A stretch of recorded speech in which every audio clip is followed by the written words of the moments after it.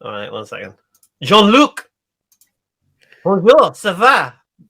Jean-Luc Bienvenue. Bou. Jean-Luc Bou. Bonjour. What is Jizya? Oh. What is Jizya? Walaikum Jizya wa rahmatullahi wa barakatuh. Is that what you've been waiting to say? I want to say Look in the Jizya. mirror. Like, do you want to give salam? Do you want to say something? Do you want to like, hey, hi, hey, what's up? Yeah. Hello. Jean-Luc, where are you calling from? I think, honestly, I think Jean-Luc has been doing a Robert De Niro like Taxi Driver, looking in the mirror. What is Jizya? Jizya. Go on. What's going on, Jean-Luc? What's the score, man? Why are you so pent up? What is Jizya? What is Jizya? Why do I think he's disguising his voice or something? This is trolling. Who are you? Can you introduce yourself? Like, that's who you are? It's a good question. So basically, jizya is what men of military age would pay in an Islamic state to exempt them from the military. And the Muslims will pay zakat as their tax, and this would be a tax levied on the non-Muslims within the Islamic state. Next question. But do they have to pay it and they are fully humbled, right? Do they have to pay it? Do you have to pay your taxes? Do you pay your taxes? No. You don't Not pay taxes? It's not the same. Do you pay your taxes? Well, look, here's the thing, Jean-Luc. I just explained to you what it is. So it is the same. So do you pay your taxes? This is the jizya, by the way, is a once a year thing. Exactly. And it's significantly less than what. And there's a scholar who said, Jean-Luc, do you pay your taxes, mate? No, it's not the same as do you taxes. Pay your taxes? Do you pay your taxes? Yeah, I What's pay the distinction? taxes. What happens if you don't pay your taxes? Are you subdued? Of course. Right. So are you humiliated when you go to jail? If you go to jail for dodging taxes and you get caught, are you humiliated by going to jail? No. You're not? So when you go to jail, you don't go to jail. You actually enjoy it? Five-star hotel. When you go to jail, do you actually enjoy it? No. You don't enjoy it. So what happens to you? How do you feel when you go to jail? I don't feel anything. I didn't go to jail. If you don't feel ashamed for going to jail, then you must be a criminal as a career. Your career must be as a criminal then. But there is a scholar who said they have to pay it, and you haven't answered my question. Do you sincerely not feel shame for going to jail? Seriously. They have to make a queue, and the one who pays jizya must be standing up, and the one who takes the jizya, the Muslim one, must be sitting. And which scholar said that? Ibn al-Qayyim. Can I just stop you a second? Yeah. You came on, right, and said, what is jizya? Yeah, like you didn't know what it was. On jizya. So you know what jizya, right? He's writing a book about jizya. Yeah. I know what can I just quickly summarize something? I just finished reading the book, actually. Why did you ask us what is jizya? I think the question should be, why do you think it's wrong to pay jizya? And for the Muslims pay more zakat in a year, yes, than anyone who pays jizya, even if they were multimillionaires. So the Muslims have to pay a percentage, which is 2.5%, whereas the person who is rich, even, they might just pay 1 gold dinar in the entire year. Now, do you think, wait a minute, if you were a Muslim, do you think that would be fair? I don't think it's wrong. Oh, you don't think it's wrong? I see. Okay, no. So what's the problem then? I don't like to compare it to taxes. No, that's just an analogy. Obviously, taxes are not the same thing. It's just an analogy that in any country you live, you can't live scot-free. Yeah, you have to pay. So, for example, the Muslims, do you know why the Muslims charge jizya? Hamza already gave you the hint at the very beginning. Do you remember why they charge jizya? Because it's the truth and they want to convert other you were people not to listening. the truth. You were not listening, my friend. It is basically hold on. It is basically you're living in a Muslim land. You're living in a Muslim land, and the Muslims are going to protect you. So they're going to protect your life, your property, your wealth, and you will have certain, what do you say, certain other, in a way, they are something which are exceptions for you as a non-Muslims. So you will be exempted from military duty. Whereas the Muslims, even after paying the zakat, they will still be going to have to do the duty of going into military, conscripted Let's in give the some army. examples. Yeah, so first and foremost, they pay more money compared to the non-Muslims in a Muslim land. Secondly, the Muslims are not exempted even after paying the more zakat, more money in comparison. And third and foremost, the Muslims, even the women, have to pay zakat. Yes, but for the non-Muslims, the women are also exempted. The people who are poor, who cannot pay, they are exempted as well. Okay, so please keep things in perspective. The first and foremost reason is because it's a protection, in a way, call it a protection tax, a tax to protect the life and property of the non-Muslims, and they will be allowed to freely to practice their religion. By the way, yes. So all this comes as a benefit for them. So it's not overburdening them. Let me give an example. I don't really care because if You it don't is really the care? truth, Why are you asking about it? if it is the truth, then Mm. it is logical to humiliate the people of the book. You keep saying humiliate. Yeah. To push them He won't be into. humiliated for going to the jail Right. if the taxman puts him there or the country's authorities put him there. He said he will not be humiliated for going behind bars. This guy must be a career. Let me give an criminal for saying example. that. I'm not objecting the humiliation. Can I give an example? I'm actually approving the humiliation. Yeah, but I'm saying that it's not even about humiliation. So if you take into account, them, can I so talk? they convert, Can I talk? and they be saved from the hell. Can no one hear me? With the truth.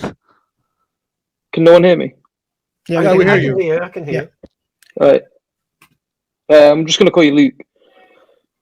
When the Muslims invaded the Byzantine lands, so the Byzantines were a certain kind of Christian, and they were imposing their theology on other kinds of Christians, and they were suppressing saying certain things, and they were getting extremely vindictive about their way and were becoming quite oppressive to the local Christian populace. Now, when the Muslims invaded those lands, the Christians welcomed it because they would rather have the laws of the Muslims where they were able to pay the jizya and practice their form of Christianity without oppression. They were free from having to fight in the wars of the Muslims, and they were offered protection from the Byzantine armies. When they invaded, I think it was Damascus or somewhere in Syria, they paid the jizya, same principle. They were allowed to practice their own religion freely. They didn't have to join the Muslim armies, and they were offered protection. Now, when the Muslims couldn't, they had to retreat from the lands. And when they were leaving, they gave the jizya back. This was to in the Andalusia. populace. Was it in Andalusia? They gave this was when basically. Andalus. Sorry to interrupt you. So this is when the Muslims had the golden age of Islam in Spain. The 800 years, the Jews flourished there. When the Isabella and Ferdinand came with the massive Catholic armies, the Muslims couldn't resist and they retreated back into Morocco. Before they left, they give the Jews their jizya back, saying we can't protect you anymore. Yeah. And the Jews said, "Let us come with you." And so the Jews came with the Muslims back to Morocco. Imagine that. I think this happened twice. I think because there was another. I'm sure there was another case where this happened as well. Maybe this was a standard. Yeah, maybe this. But the point here is that this doesn't follow with the line of thinking that you're putting it forward as that it is some type of humiliation. Yeah. It doesn't frame it like that at all. It must be to incentivize. I've just given you examples how it's not. So you can't just say it must be. Respond to what I've said. You've had your answer. Can you respond? Engage with what's been said to you. How is that a humiliation when it's specifically a tax for protection? They don't have to fight the armies, and it was even giving them freedoms that they didn't have under Christian rulers, despite them also being Christians. They were more happy to be ruled by the Muslims under that particular condition. Yeah, I agree with this. But So where's the humiliation? in a normal case,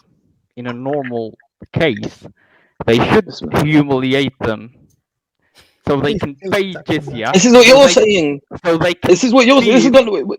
Is this as a Jean-Luc second Bo's class. Islam, or is this Islam's Islam? Like, who cares what you think about what it should be?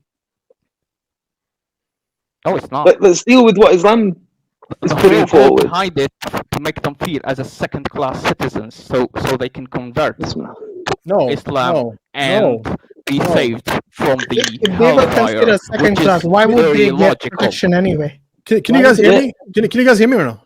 Yeah. Can you imagine? They could just deport them, from the land. This is That is out of control. humiliation. If you ask Muslims me. had to join the armies. Muslims had to go fight. So first of all, the the people people who paid the jizya didn't. the people that pay jizya, they're called Ahlu Dhimma, the people of Dhimma. This is the term in Arabic term. Ahlu, people of Dhimma. They means they are under the protection. And the Rasul sallallahu alaihi wasallam in hadith says, "Man ada dhimmiyan," whoever basically oppress or become an enemy of dhimmi, a person who is under protection of Muslims, adaytuhum al-qiyamah, I will be his enemy in a day of judgment. So the Prophet of Islam is saying that if you oppress a dhimmi who is under your protection, the Prophet of Islam sallallahu alaihi wasallam, will be your enemy in day of judgment. So the status and the class of the dhimmi is one of the most, if you think about it, one of the most pleasant status you want to be, because first of all, according to Ibn al-Qayyim al-Jawziyya in his book Kitab al-Jizya, which I just finished reading a few months ago, he said that Amr ibn al-As, this is stated in the Mawsu'at al-Aqbat, the encyclopedia of the Coptic. When Amr ibn al-As, Sahabi, went to Egypt, he actually brought people, monks and priests of Egypt, and he told them, you pick the number of the jizya, that the tax that average Egyptian will have to pay without breaking their back. Will be easy for them because of the oppression that the Romans did to you, and it would take a lot of money from you. You pick, you tell me, you know your people better, you pick a number. And that number was picked by Egyptian monks and priests. They said, we believe, Ya Amr ibn al-As, that this number is perfect. Everybody can pay it. And again, like Brother Hamza said in the beginning, men who are at the age of going to the military, women don't pay it, elderly don't pay it, even students are exempt, tax exempt. That's the system that was in Andalus, in Egypt, and in Levant, Islam. So you only pay it, and it's symbolic, and it's nothing compared to what I would, Brother Hamza, Ustad Hashim, Brother Yusuf, would pay have we lived during that time. We would have paid 2.5 or so of zakat, which is, you would literally be paying fraction of a fraction, okay? And would have to go to the army to protect you against the enemy that will come on to harm you. And you get the benefits of going to university, your own courtrooms and libraries, and you get to stay with your mom. She doesn't have to say bye to you, going to the army, and she might lose you.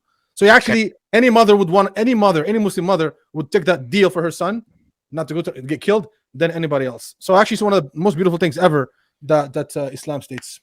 Does that Can answer I your ride my question, horse? Can I ride my horse? Does that answer your question? Sorry?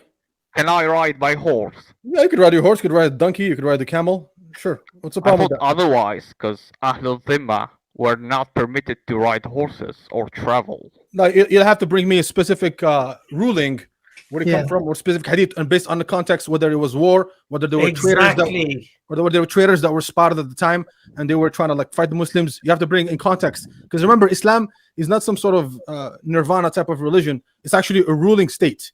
So when you apostate, you're actually going against the government, and based on the United States government, if you, for example, collaborate with the Russians, with the Chinese, you're gonna have death penalty in state of Illinois, for example. So you have to treat Islam the same way. If you're in context of war, where someone's attacking and there was a specific ruling that was made, that's you have to discuss that. But you can't make that as general rule. I think this was in Jerusalem, in Omar's We're period. not gonna get into the specifics there, Jean-Luc Boo, but the ruling is clear. If you can bring it, we can discuss it. Jean-Luc, what religion do you actually abide by? Are you a Christian, Jew, or you don't believe in anything? I don't know. You don't know? Do you believe in God? I don't know. You don't know if you believe in God? That's trolling.